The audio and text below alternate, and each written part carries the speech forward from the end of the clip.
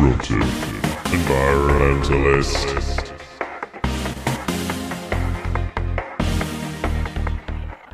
This week we're looking at the issue of food waste, and more specifically, food waste in the home. I speak to a company that have created an app that could tackle this by creating what they call a food sharing revolution.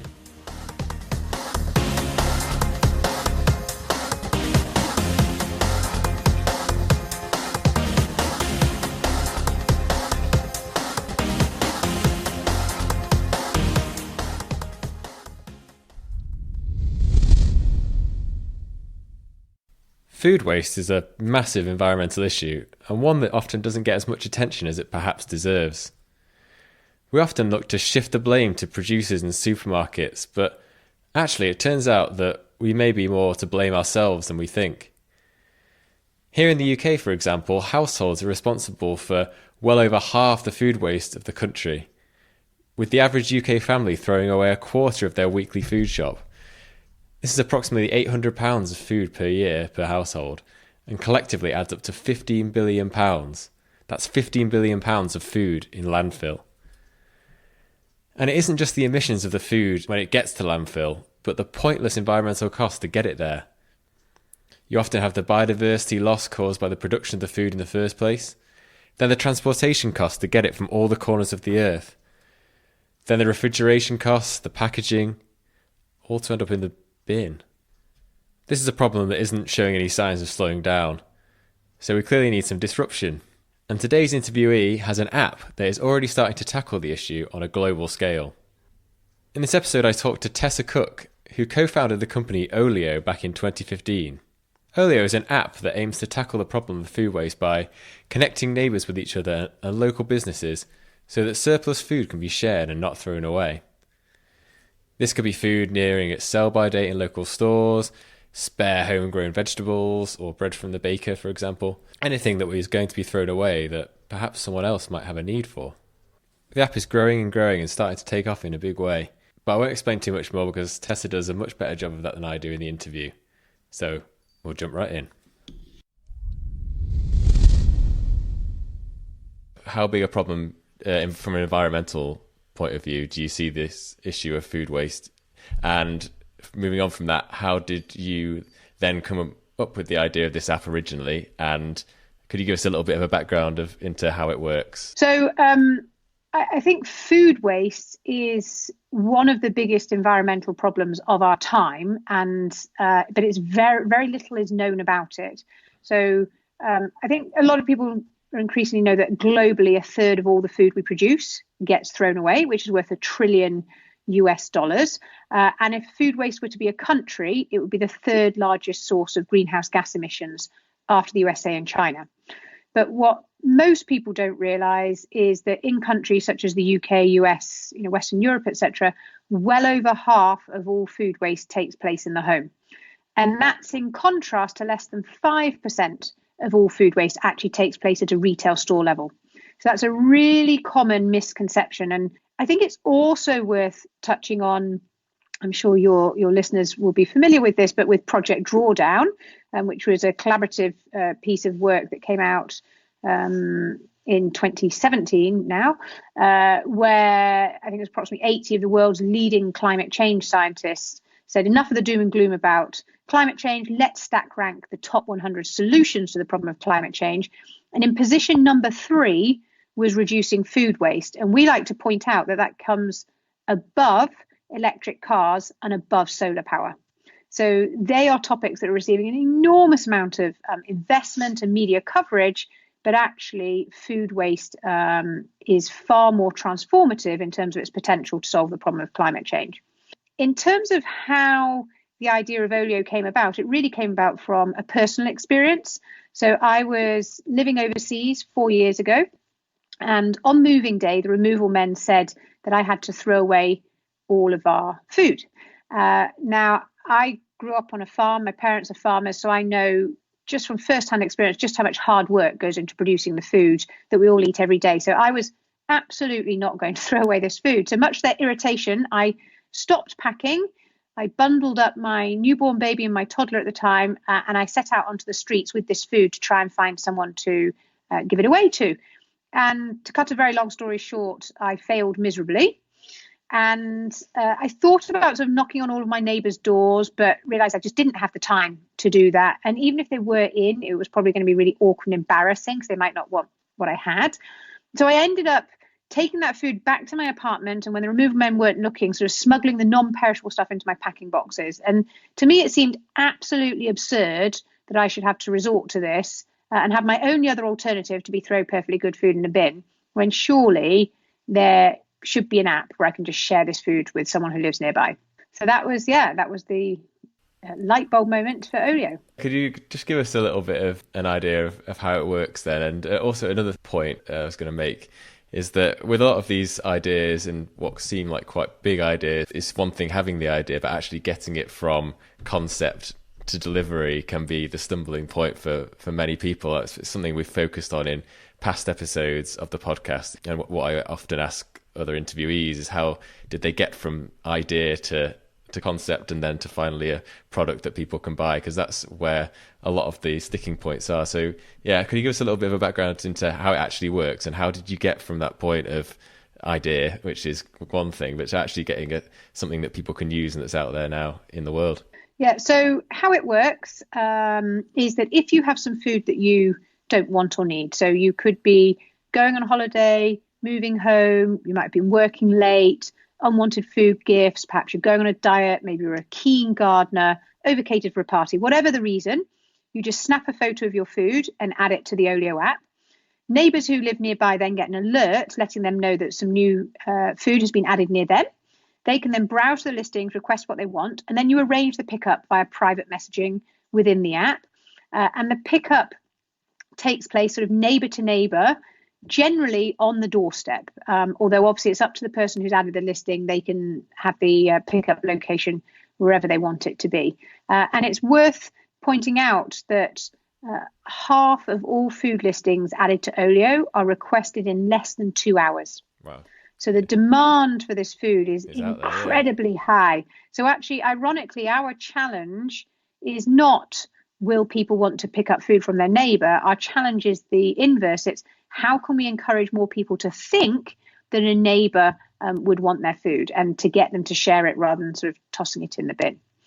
In terms of how we sort of got to where we are today, so today we've got 850,000 people have joined the Olio community. And they've shared well over 1.2 million portions of food, which is the environmental equivalent of taking about 3 million car miles off the road. So really, really exciting, although sort of we've barely started on our journey in terms of where we need to get to. But in terms of how we got to here, I think the most important thing was that we started very small. So the very first thing we did was desk research to research the problem of food waste. So I'd had this personal problem, but that didn't mean to say that it was a problem that existed at scale. So Sasha, my co-founder, and I, we did desk research and we discovered all the stats that we've shared previously about the size of the problem of food waste. The next thing we did was a market research survey, which we sent out to friends and family and shared on Facebook groups, because we wanted to understand if this was a problem that people actually cared about or not. So it might be a problem on paper, but do people actually care? And the key data point coming out of that was that 1 in 3 people are physically pained throwing away good food. So we used deliberately extreme language because we wanted to weed out people saying, yeah, food waste is bad. So we were kind of thrilled, I guess, to see that data point. We're like, wow, this means that this actually is a mainstream problem. It's not just us who suffer from this, it's a widespread problem. But that doesn't mean to say that people would take the next step of our hypothesis, which is that they would go to the effort to share their food with a neighbour. And so Sasha and I wanted to test whether people would actually share food with a neighbour. We wanted to do that before we sunk all of our life savings into building an app that potentially no one would want. So what we did was we invited 12 people who said that they were physically pained throwing away good food from that market research survey, and we asked them to take part in an experiment. These were all people that we had never met, and they'd never met each other, but they all lived in proximity to one another. And we asked them if they would, for a period of 2 weeks, we put on a closed WhatsApp group, and we would ask them, and we just said, if you ever have any food that you don't want during this 2 week period, you can share it with these other people who are on the group. And we sort of waited with bated breath for sharing to take place. And thankfully, it did. And during that sort of 2-week period, actually, we saw quite a lot of kind of neighbour to neighbour sharing. We then met with those participants at the end of the 2 weeks, and they essentially gave us 3 really important pieces of feedback. One was, you have to build this app. The second was, it only needs to be slightly better than a WhatsApp group. And that was just such an important piece of feedback, because it meant that we just stripped out all the bells and whistles before launching. And then the third piece of feedback was, how can I help? And those 12 people became our first ever ambassadors. So these are kind of volunteers. We have 27,000 of them now, but they're volunteers who are kind of helping to spread the word about Olio in their local community. So that was sort of, I guess, it started, in that way. We then launched a pilot version of the app in 5 postcodes in North London. And we were just in pilot mode for about 6 months whilst we were just trying to figure out how it all works. And it was only after that we opened up the app and made it available across the UK. I was just wondering if you had a strategy from the start of how you potentially sort of make profit or money from the app, or was it more of a case of you just wanted to get something because you were so frustrated with the problem that you just wanted to get a solution? That was the main driver, and then you sort of think about the monetary aspect later on, or did you always have an idea of how it might work from that point of view? Yeah, that's a great question. So once we had discovered the enormity of the problem of food waste, and I mean, it was a terrifying experience realizing that this was the true state of the world. We became immediately committed to solving this problem, and we knew that it had to be solved at scale. And so if we wanted to solve it at scale, literally, we need billions of people using Olio, then clearly we're going to have a sustainable business model, because we're not going to be able to sort of achieve that as a charity. Having said that, we had lots of different ideas in terms of how we could generate revenues from Olio. But when we first launched, we didn't want to start off making money immediately, because we had so much to learn in terms of what the product was like, what the user experience was like. And it makes no sense to start generating revenues from 100 people or 1,000 people or even 10,000 people. So actually, we didn't generate any revenues at all for the first 2 years. And it was only a year ago that we first started generating revenues. And that was in a way that we had never actually originally conceived, which was quite interesting. And some of the earlier ways that we had assumed we would make money have since proven just not to be fruitful routes at all. But the way in which we started generating revenues is through charging the businesses for the service that we provide to enable their stores to be zero food waste. So we have volunteers who are called Food Waste Heroes, and they collect food from their local store, take it home, add it to the app, and redistribute it to the local community. Right, okay. Did you start off thinking it would be sort of peer-to-peer, person-to-person, and then it evolved from there into more of a thing? In terms of the monetization piece, when we first launched Olio, we allowed people to sell their food on Olio if they wanted to. It had to be at least 50% discounted off of the original price. And we were then going to take a commission on every transaction that took place via the app. But what we very quickly discovered is that, first of all, sort of the commission model for marketplaces, which used to exist 4 years ago, has pretty much disappeared now. It's been competed away. And also we found that majority of people don't really feel comfortable sort of selling their food. And in the few instances where people did, often they would set prices that were unrealistic. And that would then end up in the food not being requested and going to waste. So I think it was probably after about a year and a half, maybe even 2 years, we decided to remove all pricing from the app and just everything on Olio. It's all about sort of share it forward, and everything on the app is free. Yeah, I really like that. I think creating that sort of level playing field kind of makes it really simple and just easy to get into and access, rather than trying to could get quite complicated trying to create a marketplace or something like that, couldn't it? I think if you tried. You mentioned in your survey that there's not really a problem with people wanting to share food. It's more the people knowing that there's a market out there. How do you think we get over that barrier? Is it about spreading the message, talking to one another? And do you think there is still a psychological barrier to get over for people when it comes to how we view waste and using waste, and things like best before dates and use by dates? Do you think we've still got quite a way to go in terms of getting over that psychological barrier, as it were? Yeah, so I don't think there is a single sort of silver bullet answer to the problem of food waste, sadly. There are lots of things that have to change and taking place across all sort of sectors of society. So governments need to really step up and start regulating and setting ambitious targets, because that then sort of really sets the pace for businesses and also for local authorities and for society. And without a doubt, there is work to be done around use by dates and best before dates, which can be very, very confusing to consumers. But there's also, I think, a far broader point, which is the fact that actually, sadly, nowadays, we don't really value food that much. And I think for a lot of people, we've become sort of anesthetized to the process of throwing away food. It's just become so widespread and so prevalent that people do it without even thinking about it.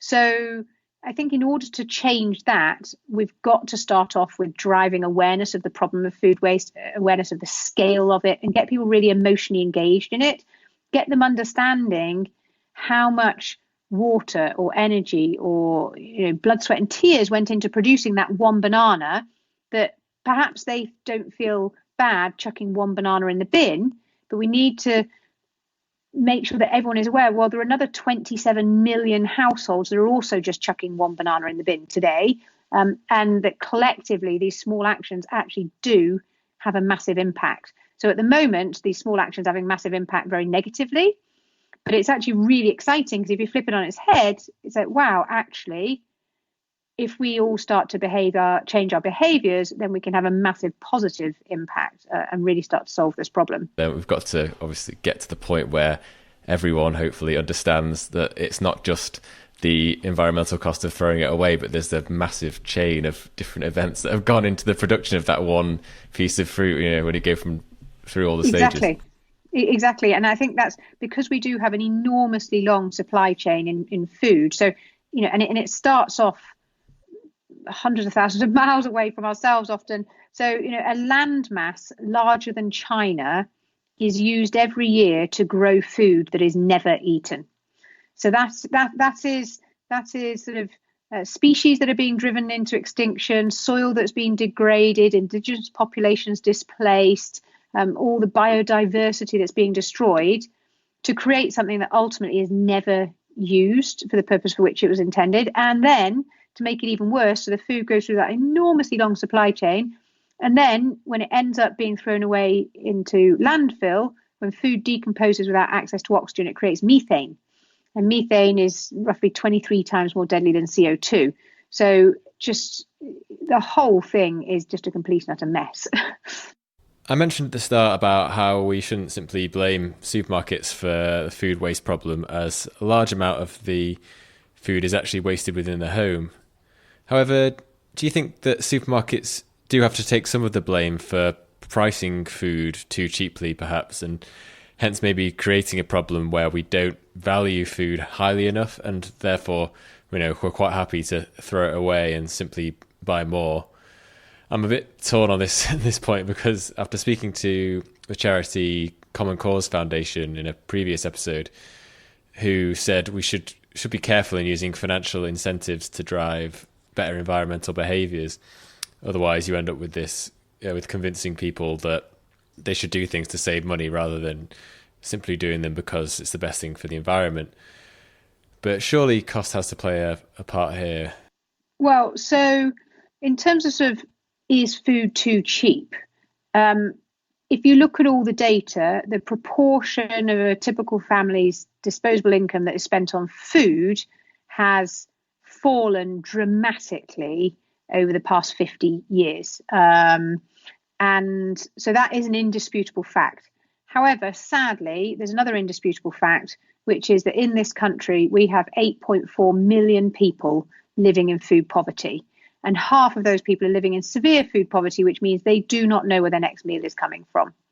And I do like to point out that 8 million people is approximately the size of the population of London. So this is just an enormous level of human suffering in a supposedly developed country.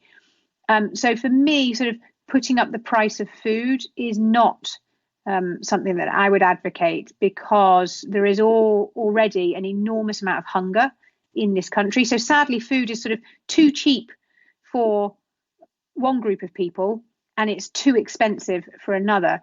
So for me, it really is about valuing the food. And I think to help people value food, you do, though, have to make it feel personal and relatable. So just giving an example that I've just come across recently of sort of environmental stats and how they're presented. So I saw a graphic the other day which said that the amount of water that is used to produce one cotton t-shirt is equivalent to how much you will drink in the next 2.5 years. That was a really, really, really shocking stat, because it just felt so personal. I can relate to a cotton t-shirt that I might be buying, and I can relate to, whoa, how much water I'm going to drink for 2.5 years. In contrast, earlier on today, I saw something put out by a large global, I guess, sort of environmental body, which said that the amount of water that is wasted producing food that's never eaten is 3 times the size of Lake Geneva. And sort of, food that's never eaten sort of by the world as a whole is an impossible thing for me to get my head around. And so is Lake Geneva. I don't know if that's massive, if it's tiny. I then have to multiply it by 3 times. So I do think that we can collectively do a lot of work to make the impact of food and wasting food just feel a lot more relatable. And I think also it's not just about sort of scaring people with all this doom and gloom stuff. The flip side, what we talk about at Olio is, do you know what? It is so much more fun to share food with a neighbour, to give it to someone who wants it, and sometimes, sadly, even to give it to someone who needs it, feels 50 million times better than tossing it in the bin. So why not give that a try? You get to meet your neighbours, you feel safer in your local community, you feel more connected in your local community, you're making someone feel happy every day. Like, it's just an awesome thing. And I think also we're just tapping into something actually that human beings have been doing for millions of years. We've been sharing food for millions of years. We've just forgotten how to do it in the past 50 years. I like that idea of trying to get that sense of local community back, with the world moving more online and people often moving between towns and cities more frequently for work or for other reasons. It seems like maybe that sense of local community is starting to fade in many parts of the world, and that leads to us not mixing with different types of people with different views and opinions, and leads to this polarization that we're starting to see in many areas. So anything that can be done to get that back is a positive thing, I think. We are facing a loneliness epidemic. We are lonelier and more depressed than we have ever been. And so again, connecting with your neighbours, feeling like you belong, feeling like you have friends, is just a really powerful antidote to that. What's next for Olio from here? I know you've got like a global reach now. Do you know, have you got an idea of how many countries you've got to so far, and what sort of the next steps do you see in the plan from now on? Yeah, so as I said, we're at 850,000 people have joined the Olio community. They've shared 1.2 million portions of food, and we've seen, and about 3/4 of that is taking place within the UK, but 1/4 is taking place overseas. And we've had food successfully shared, so not just added to the app, but added to the app and someone else has picked it up in 47 countries so far. And that sort of international growth is taking place very organically. So it's really thanks to our ambassadors who are just sort of spreading the word about Olio in their local community. So we are just unbelievably excited and humbled, I guess, by what we've achieved so far.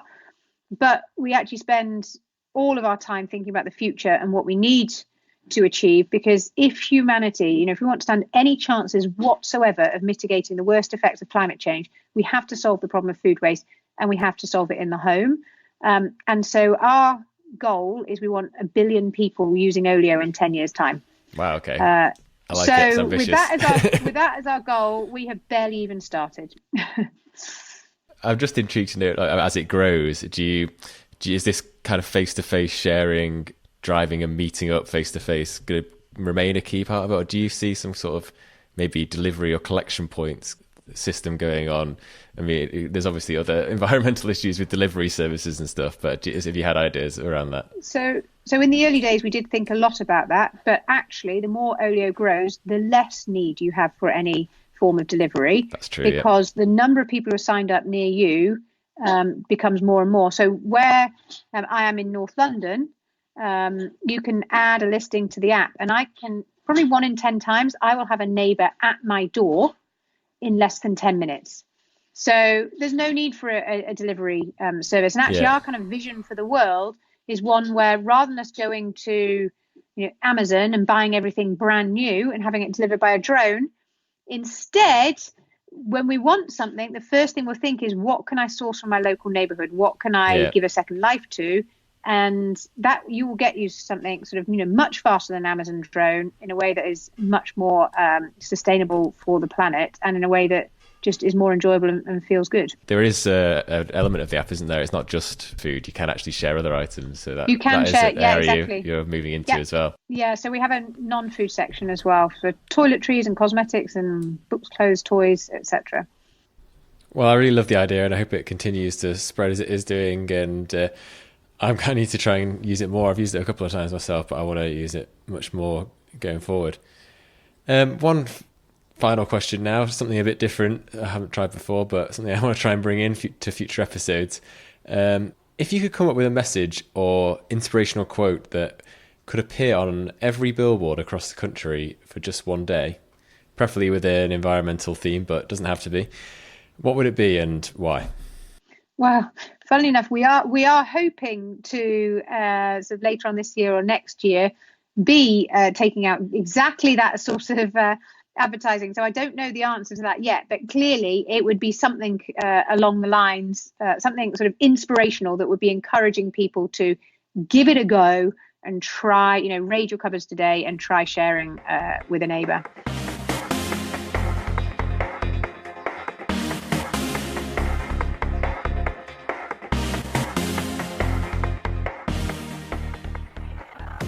Inspiring stuff there.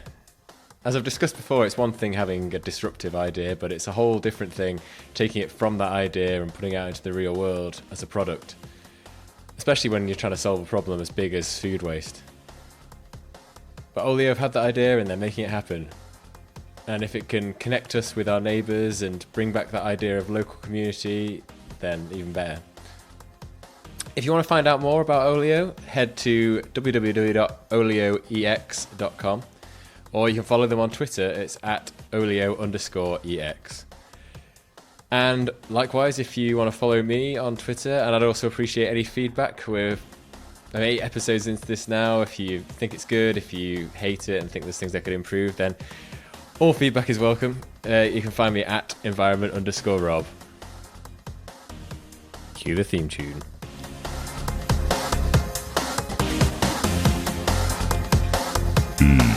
Disruptive Environmentalist.